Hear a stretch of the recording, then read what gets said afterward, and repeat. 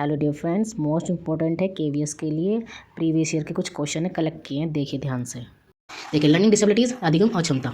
अब अधिगम अक्षमता यानी कि लर्निंग डिसेबिलिटीज़ क्या होती हैं, ठीक है, वो अब इनके बारे में बताया गया कौन कौन सी होती हैं। जैसे पठन अक्षमता यानी कि डिसलेक्सिया, जिसको हम एलेक्सिया भी कहते हैं। अगर एलेक्सिया जाए या डिसलेक्सिया जाए तो हमेशा आप ध्यान रखना, वो होती है पठन अक्षमता, कि बच्चे को रीडिंग करने में डिफिकल्ट हो रही है ना, बच्चे कोऑर्डिनेट नहीं कर पा रहा है, कोऑर्डिनेशन नहीं बना जमा पा रहा है, एक तरह से इनएबिलिटी टू मेमोराइज है ना, मेमोराइज करने में भी अयोग्य है, और पुअर कंसंट्रेशन यानी कि बच्चा कंसंट्रेट नहीं कर पा रहा है। तो ये सारी जो कमियां हैं किस में जाती हैं, रीडिंग डिसेबिलिटीज़ में यानी कि पठन अक्षमता में।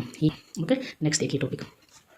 अधिगम अक्षमता में दूसरा टॉपिक आता है डिस्प्लेक्सिया, डिसग्राफिया, है ना। तो डिस्प्लेक्सिया या डिसग्राफिया आ जाए तो उसका होता है आपका लेखन क्षमता यानी राइटिंग डिसेबिलिटीज़। बच्चा लिखना तो चाहता है ABCD, पर उससे वो लिख नहीं पाता है, उससे सही बन नहीं पाता है। या वो देखिए रसऋषि, ASNR में भी बच्चा बहुत दिक्कत करता है, रसऋषि उनसे नहीं बन पाता, शेषत्रिय नहीं बन पाता, है ना। तो ये सारी जो विकार होते हैं ये सब लेखन क्षमता के ही होते हैं। कि लेकिन ये ऐसा नहीं है कि डिस्प्लेक्सिया या डिसग्राफिया, ग्राफ से पता चला है कि ग्राफ बना रहा है वो, पर वो सही से नहीं बन पाता। जैसे शुरू में देखा होगा बच्चे आप स्क्रैम्बलिंग करते हैं, छोटे बच्चे थे, छोटे छोटे बच्चे स्क्रैम्बलिंग करते हैं, ठीक है। जब वो स्क्रैम्बलिंग करते हैं तो क्या करते हैं, वो स्क्रैम्बलिंग करते करते धीरे धीरे वो सीख जाते हैं। तो ऐसा नहीं है कोई भी विकार कि क्या उनमें इंप्रूवमेंट नहीं हो सकता, तो उनमें इंप्रूवमेंट किया जा सकता है। नाउ गणितीय क्षमता, मैथमेटिकल डिसेबिलिटीज़। कैलकुलेशन से पता चलता है, कैलकुलेशन है ना, कैलकुलेशन से ही पता चलता है कि ये कैसी डिसेबिलिटीज़ है, कैसी क्षमता है। तो मैथमेटिकल, कि इस लड़की को 2+1 काउंट नहीं करने आ रहे हैं। यहाँ पे देखो बहुत से बच्चों को -2 + 1 का सही से ये नहीं पता था कि -2 में से 1 जाएगा तो -1 बचेगा, उनको साइन में भी दिक्कत होती है, ठीक है।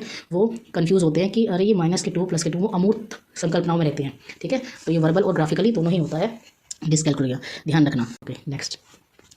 मौखिक रूप से सीखने व भाषा संबंधी अक्षमता। अब देखिए, मौखिक रूप से सीखने व भाषा संबंधी अक्षमता क्या होती है। Aphasia, dysphagia. देखिए फेस से समझ में आ रहा होगा आपके, फेस यानी कि फेस से रिलेटेड बात आ रही है। तो ये कैसा विकार होता है आपका, ये होता है मौखिक रूप से सीखने में। और कैसा, भाषा संबंधी अक्षमता, यानी वो भाषा संबंधी, जब बच्चे ने सुना तो स्पेसिफिक है पर बोल क्या रहा है स्पेसिफिक। तो बच्चे ने सुना तो स्पेसिफिक, लेकिन बोलने में वो गलत बोल रहा है ना, स्पेसिफिक, तो वो गलत बोल रहा है, यानी कि वो बोल जो रहा है ना गलत बोल रहा है, यानी कि अफेजिया, डिस्फेजिया। ओके, नहीं एक बार वो लिया गया है, कुछ अच्छी चीज़ें। देखिए डिसलेक्सिया रिवीजन हो जाएगा आपका, पढ़ने संबंधी समस्या, डिस्ग्राफिया लिखने संबंधी समस्या, डिसकैलकुलिया गणना संबंधी समस्या, डिस्प्रैक्सिया गतिक कौशल संबंधी समस्या, जैसे बच्चा छोटा होता है, लिखता है, चलता है, घूमता है, ये सब डिस्प्रैक्शन में जाते हैं। गतिक कौशल यानी जो उसकी गति से रिलेटेड होते हैं। अफेसिया भाषा संबंधी संप्रेषण होता है। ADHD वेरी मोस्ट इंपॉर्टेंट है, ADHD ध्यान रखना, ध्यान केंद्रित करने संबंधी समस्या। ADHD क्या होता है, ध्यान केंद्रित करने संबंधी समस्या। इसमें बच्चा कंसंट्रेशन कर नहीं पाता है, सही से ध्यान नहीं एकाग्रचित होकर स्टडी नहीं कर पाता है, वो कोशिश करता है फिर इधर उधर ध्यान उसका चला जाता है। तो ये ऐसी बीमारी होती है और ऐसा विकार होता है ADHD। ये ज़्यादातर मोस्ट क्वेश्चन पेपर में पूछा भी गया है। ओके, देखिए इसके बारे में थोड़ी बहुत एक्सप्लेनेशन भी है। ADHD ध्यान अभाव, अति क्रियाशीलता, विकृति, यानी A माने अटेंशन, D माने डिफिसिट, H माने हाइपर एक्टिविटी, D माने डिसऑर्डर। ध्यान केंद्रित करने संबंधी समस्या यानी कि attention deficit hyper activity disorder, ये इसकी फुल फॉर्म होती है। कभी कभी फुल फॉर्म भी पूछ ली जाती है। Okay bye, next topic coming सून।